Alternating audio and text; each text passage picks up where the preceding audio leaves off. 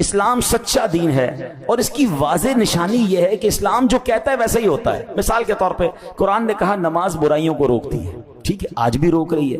اب 5 وقت صحیح نماز پڑھنے والے کو دیکھ لیں اور ایک بھی نماز نہ پڑھنے والے کو دیکھیں، عموماً میجورٹی آپ کو دونوں میں بہت فرق آئے گا کہ جو پراپر 5 وقت نماز پڑھنے والا ہے وہ بہت ساری برائیوں سے رک رہا ہوگا، کیونکہ نماز اسے برائیوں سے روک رہی ہے۔ تو قرآن نے کہا نماز برائیوں سے روکتی ہے، آپ اپنی آنکھوں سے نتیجہ دیکھ لیں۔ اسی طرح اسلام کہتا ہے سود معاشیات کو تباہ کر دیتا ہے، سود جہاں ہوگا وہاں کی معیشت تباہ ہو جائے گی۔ اب آپ دیکھ لیجئے سودی لین دین سے معاشرے میں بحران پیدا ہو جاتا ہے۔ جو لوگ سودی کاروبار کرتے ہیں ہم نے ان کے گھر بکتے دیکھے، فیکٹریاں بکتے دیکھی، تباہی آتے دیکھی۔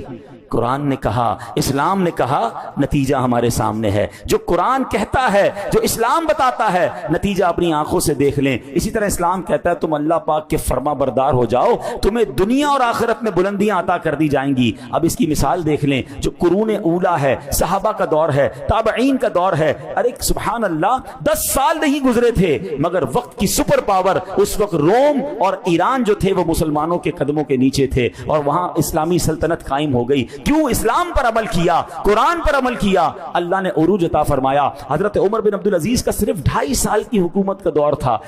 بتائیں 2.5 سال میں اتنا بڑا انقلاب کون لا سکتا ہے؟ معیشت وہاں پہنچ چکی تھی کہ لوگ زکوٰۃ لے کر نکلتے تھے، زکوٰۃ لینے والا کوئی نہیں ہوتا تھا، زکوٰۃ دینا چاہتے تھے، زکوٰۃ لینے والا کوئی نہیں ہوتا تھا، ہر طرف معاشی طور پر، اور اس طرح امن و سکون اور کاروبار بڑھ چکا تھا۔ کیا ہوا تھا؟ قرآن پر عمل کیا، سنت پر عمل کیا، شریعت پر عمل کیا۔